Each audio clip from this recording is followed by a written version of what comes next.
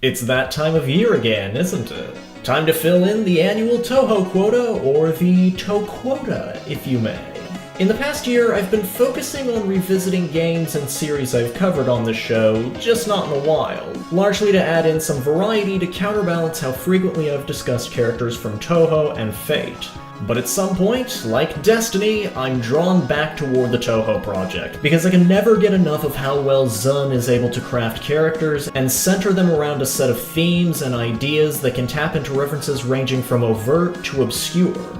I wanted to have a bit of fun with this episode, seeing how much Touhou has helped shape both the audience and identity of this show. So I asked all of you through Twitter and YouTube which characters you'd most want to hear me ramble on about. And after giving both posts a few days to accumulate responses, the popular choices seem to be Yukari, Miko, Mamizu, Kokoro, and Keiki. Given that Touhou 17 came out just last month, I haven't had a chance to play it yet or even read up on any of the new characters. So from the four remaining, I picked Miko, because not only is there quite a lot to talk about with her, but also because I had some existing familiarity with the historical figure at the crux of her design and character theming. Thank you to everyone that helped me narrow down who to discuss for today's episode, and to those of you who suggested Yukari specifically, don't worry. I don't plan on ending the show before I can get to an episode on her. As for Miko, she's certainly been a popular character since she made her debut in Touhou 13, 10 Desires, appearing in all 5 side games since her first appearance and garnering an impressive following of fans all the while. One way she definitely stands out is by having an inspirational basis rooted in history just as much as it is in folklore and legends, depending on whether you categorize the hagiographical details as being more history or myth. And even then, within the context of her position and role in the affairs of Gensokyo, Zun threw a bit of a creative Taoist curveball against traditional history. That's quite a risky move, considering his unfamiliarity with Taoism beforehand, but it certainly makes the prospects more interesting. We've got a great deal of ground to cover today, and I'm very excited to discuss this with all of you. So it's best that we don't waste any more time than we already have. I'm the Kitsune Hawk, and today I'll be taking you all on an adventure through Japanese history and legends straight out of Gensokyo's Divine Spirit Mausoleum, as we discuss the Touhou Project's almighty Taoist who controls the cosmos, Toyosatomimi no Miko. So get out your pencils, trivia enthusiasts, because this is character development.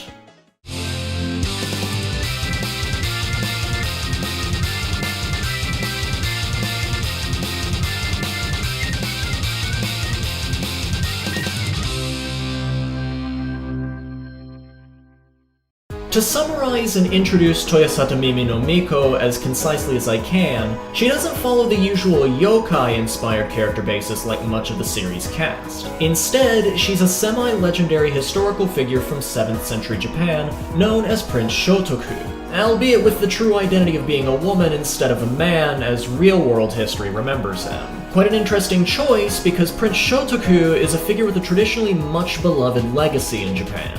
Credited with spreading Buddhism to the islands, planting the seeds of reform in the early Japanese government, and having a rich hagiography of legends and superhuman talents, which Zun wrote into Miko's abilities. But I'm getting ahead of myself.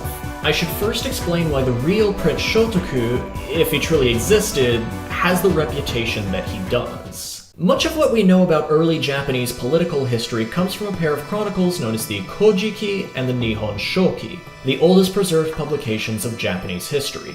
The Kojiki was originally published around 711 or 712 CE, while the Nihon Shoki was first published in 720 CE. Both of these were made for and supervised by the imperial family, and blend historical records, both old and contemporary, with creation myths, oral histories, and other assorted legends, which means that the figures detailed in its pages are likely legendary or otherwise real people exaggerated to some degree. And Prince Shōtoku has long been held in particularly high regard. Nevertheless, the general history of East Asia as a region seems to back the themes of Prince Shōtoku and his role in Japanese history, so a bit of background would be optimal for today's discussion. During the late 6th and early 7th centuries CE, East Asia experienced a trend of moving towards centralization and cultural inheritance. China reunited into a single imperial state under the Sui dynasty in 581 CE, And while it was short-lived, both it and its successor, the Tang Dynasty, would have a strong political, cultural, religious, and philosophical influence on the rest of the region. Nearby, the Korean peninsula was divided into 3 kingdoms vying for authority, and the budding state of Japan was ruled by an emperor with a bureaucracy of noble families below him.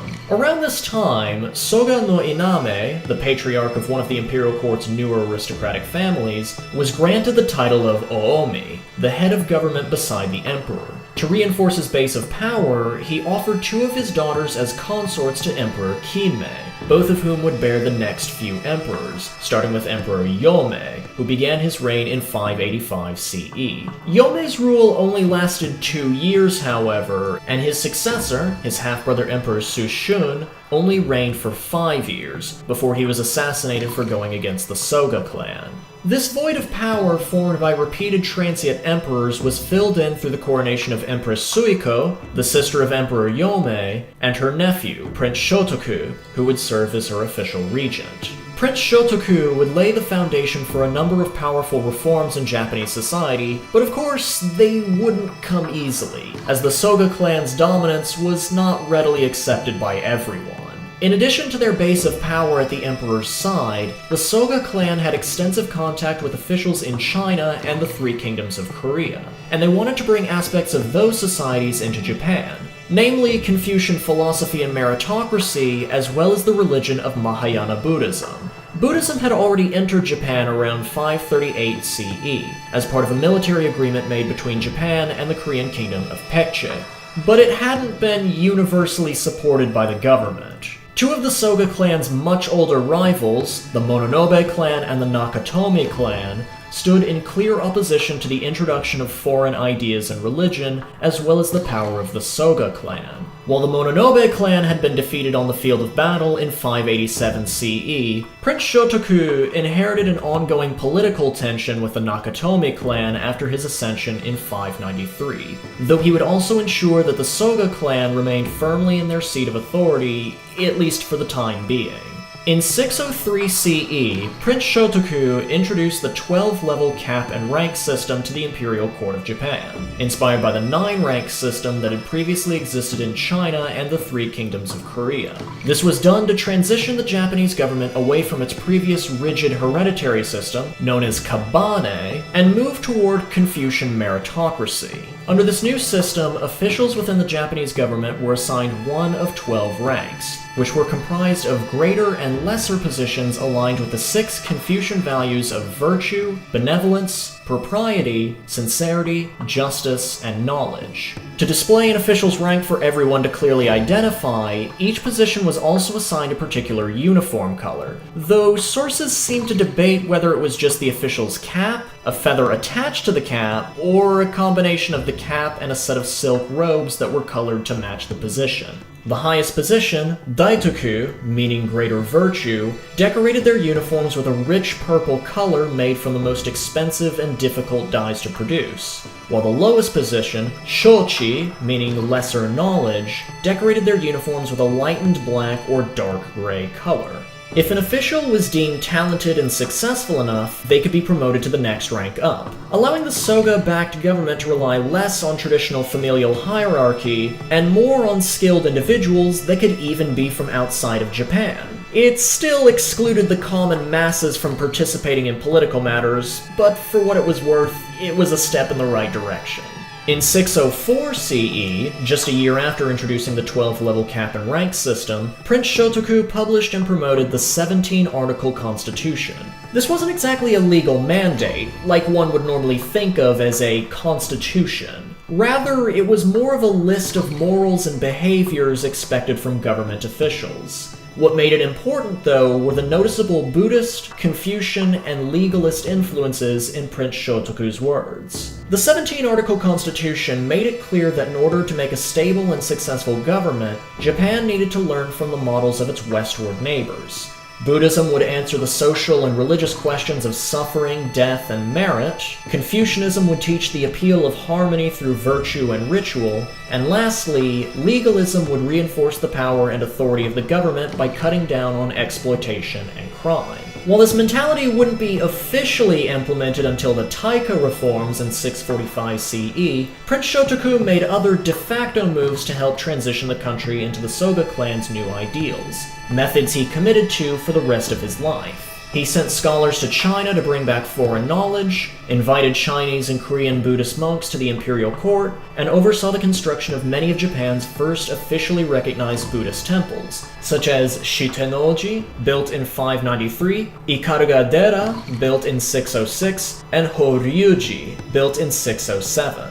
But it should also be noted that Prince Shōtoku is credited with equally important non-physical influences on the Japanese identity. For example, tradition states that he was the first political figure to refer to Japan as the land of the rising sun and calling China the land of the setting sun, during a correspondence with Emperor Yang of Sui China between 605 and 608. That, my friends, is what we call a bold move.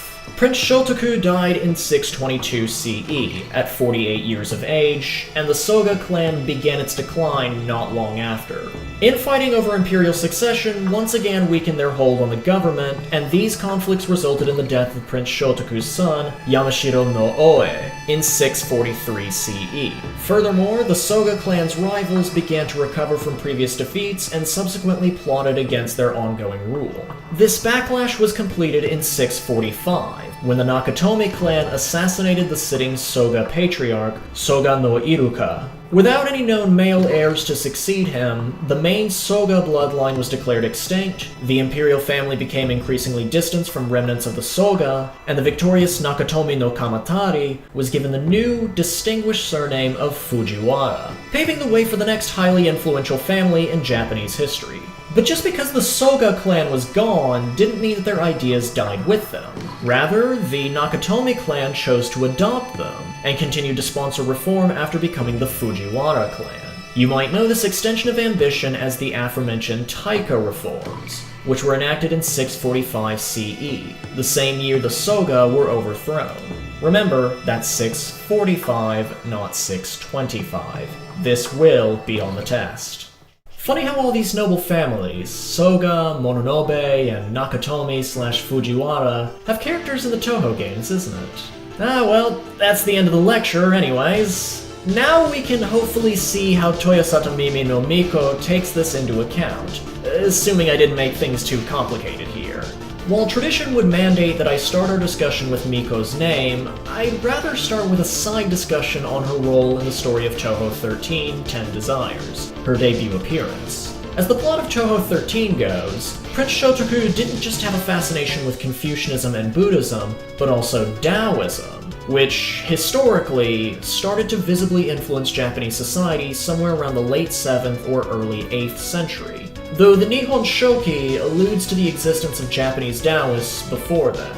According to the lore of Touhou, Prince Shōtoku was one of these early Japanese Taoists, being introduced to its ideas by Seiga Kaku, who further suggested that Prince Shōtoku devote their life toward becoming a Taoist hermit in secret, while presenting the outward image of a Buddhist and promoting Buddhism as a way to keep the masses in check.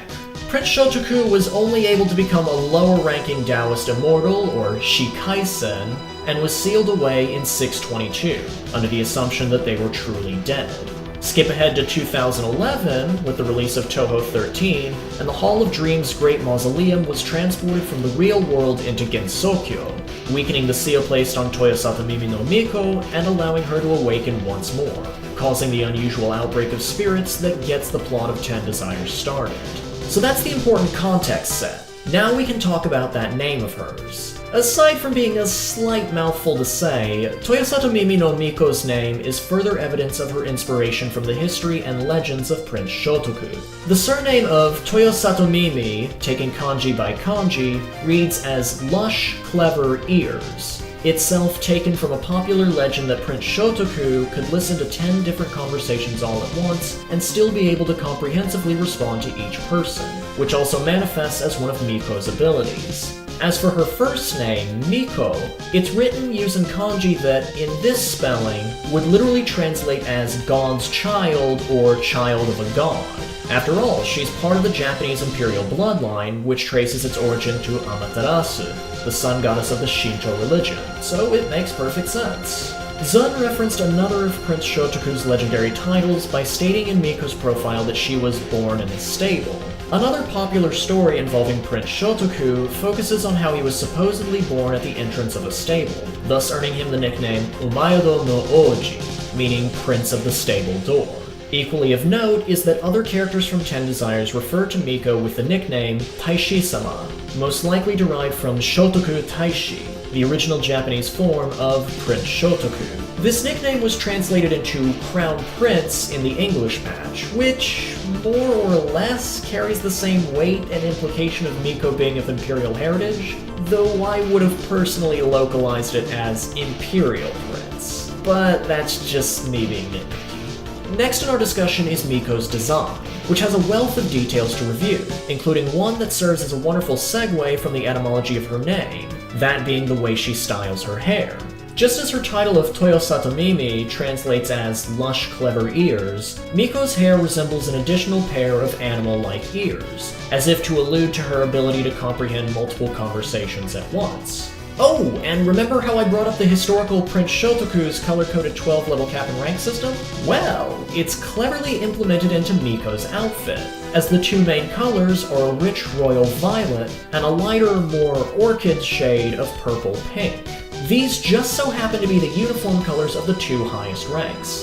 Daitoku, meaning greater virtue, and, amusingly, Shotoku, here meaning lesser virtue. Miko also has a pair of what appear to be protective earmuffs using the same purple colors, with each side being decorated with a kanji reading as Wa. Wa happens to be the oldest known name for Japan, given to them by the Chinese, though it was originally spelled with a character that meant dwarf.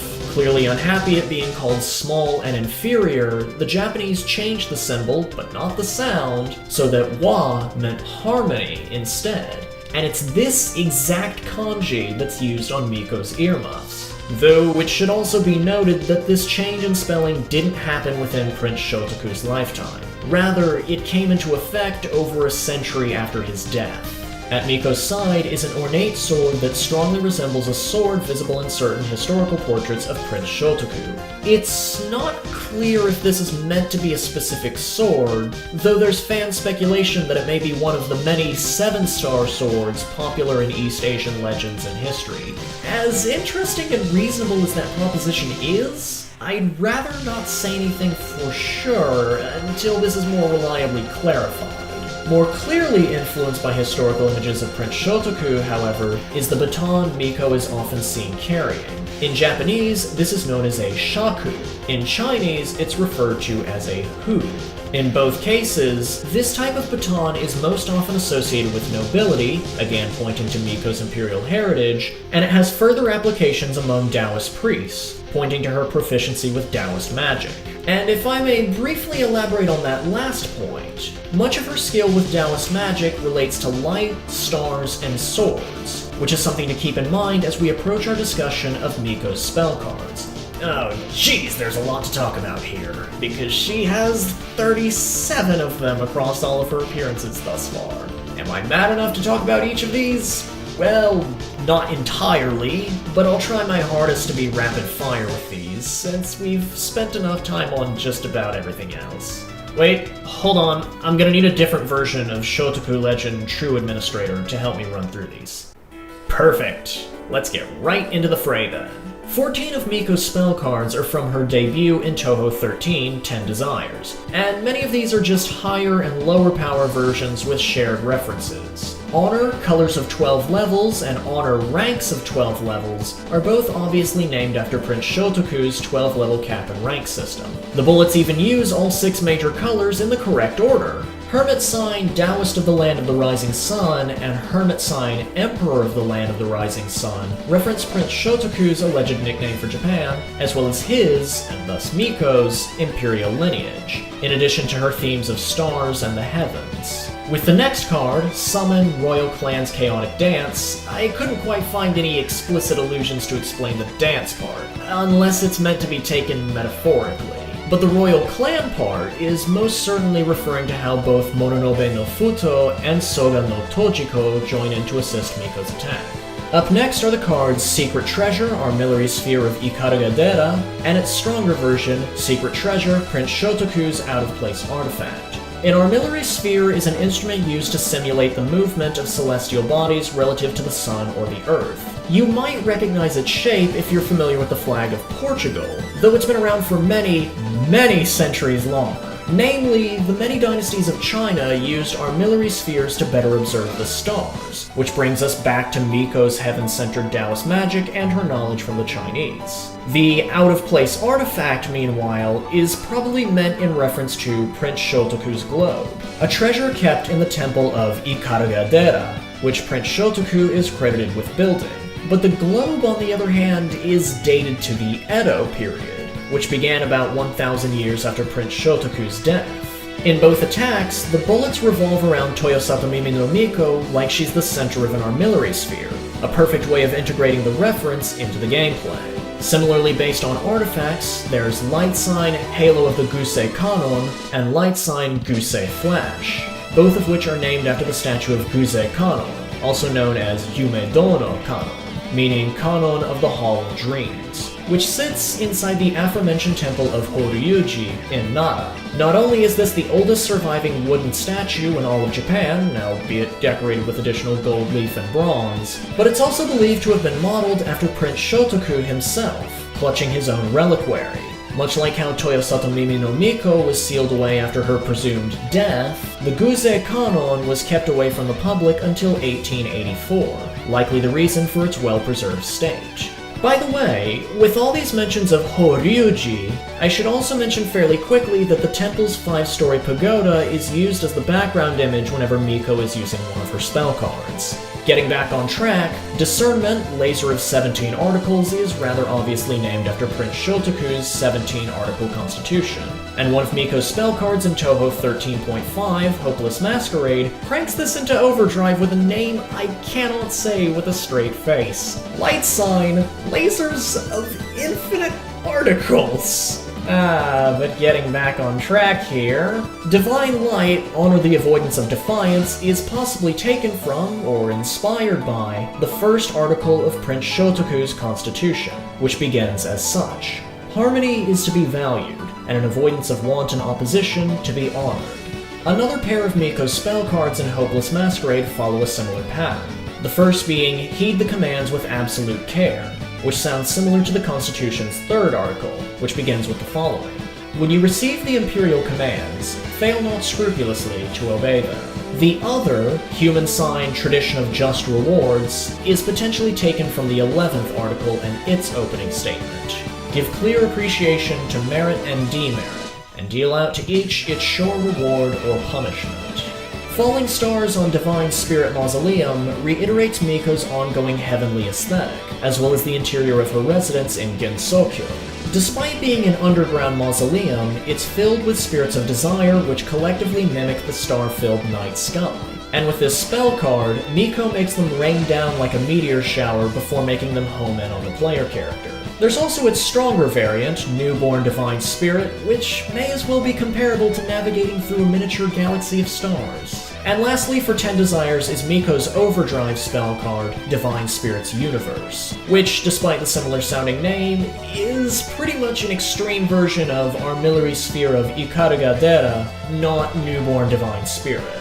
Following next are 5 spell cards that Miko first unleashes in Touhou 13.5, Hopeless Masquerade, of which we've already covered 3.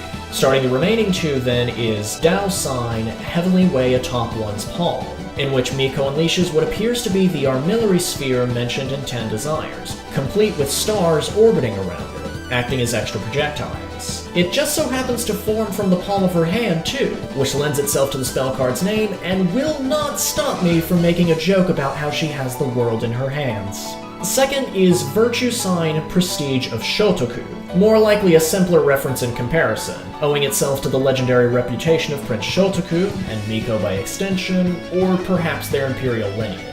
The last of Miko's spell cards I'll talk about in detail are the 2 introduced in Touhou 14.3, Impossible Spell Card. My Way is Truly That of Heaven should be fairly straightforward after everything else we've discussed. Judging by the animation, Miko is using her baton to gather a storm of desire spirits and then transforming them into a starburst of lasers, a combination of her ongoing star and sun themes. And because I couldn't say lasers of infinite articles with a straight face, Impossible Spellcard added something even better. 17 article constitution bombs. This is a real test of my composure here, but in a way, it's fitting for the last spell card I'll highlight. So what about the remainder then? What's keeping me from discussing them? Well, concerning the 7 spell cards that first appeared in Touhou 14.5, Urban Legend and Limbo, these don't necessarily have to do with Miko herself, but more so her association with the Japanese urban legend of Akamanto. If there's enough demand for it, I've thought about doing a special episode discussing this and the rest of the cast's respective urban legends. And in that case, I'd be able to talk about it in greater detail than I can here. As for the new spell cards Miko has in Touhou 15.5, Antinomy of Common Flowers, 4 of them are shared with her Buddhist enemy/rival, Byakurin Hijiri. Once again, it's not just Miko by herself. Oh, and there's also one more that she shares with Mononobe no Futo. Maybe if I did a video on Byakurin or Futo, I might bring these up for a quick aside, when I'm not concerned that I've stretched the video out long enough. Likewise, her 3 spell cards in Touhou 16.5, Violet Detector, are each shared with Byakurin, Remilia, and Flandra. Same reasoning here. Actually, before I end the discussion of Miko's spell cards, and thus the analysis as a whole, I do want to bring up one last bit of possible subtle illusion. During a few of her spell cards in 10 Desires, a pattern resembling the wings of a butterfly appears behind Miko, even seeming to flutter as the spell card goes on. I'd like to think that this was perhaps done to be a visual nod to one of the most well-known Taoist philosophers, Zhuangzi, and his most famous writing, The Butterfly Dream. This anecdote involves Zhuangzi falling asleep and dreaming that he has been living an enjoyable life as a beautiful butterfly. When he awakes, he ponders whether he is a man dreaming of being a butterfly, or if he has always been a butterfly and is now asleep and dreaming that he has become a human. Essentially, and at its simplest, the story poses the question of what is reality versus what is a dream, when the two can, at times, feel undiscernible. It also deals with the theme of transformation, which one could argue, rather poetically, is akin to all the transitions involved in Miko's backstory. Transition from a woman to a man as history chose to remember her, from a closet Taoist to a revered Buddhist missionary, from human to Shikaisen after her written death, and from the human world to Gensokyo. And with that, I may conclude this long and intricate chapter on Toyosatomimi no Miko. That wasn't even the whole picture either. Far from it, actually. There's a lot more to the creation of 10 Desires and all of its characters, which I certainly cannot do justice in just one video and only a month's worth of time to research on my own. As it stands, though, I'm glad so many people suggested that I talk about Miko, as I had been on the fence for a while about whether or not to make an episode centered on her. The Asuka period of Japanese history isn't a commonly discussed topic outside of Japan itself, often skipping most of the internal political conflicts to mention the introduction of Buddhism and then move on. I hope it was an enjoyable and educational episode. Given Miko's popularity and the legendary status of who she's meant to be, the last thing I'd want to do is disappoint. The Crown Prince deserves the best, after all. I'll fully admit I have my own personal bias for the cast of Touhou 6 through 12, but these past couple of episodes have certainly gotten me to look more into catching up on all the releases since then. At the very least, I really want to play Hopeless Masquerade now. Ironically though, not as Miko. Sorry to say, but Mononobe no Futo looks like much more fun to play as. In the meantime, on the day this video has gone up, October is not too far over the horizon, so if you'll excuse me, I have a spooky month to prepare for.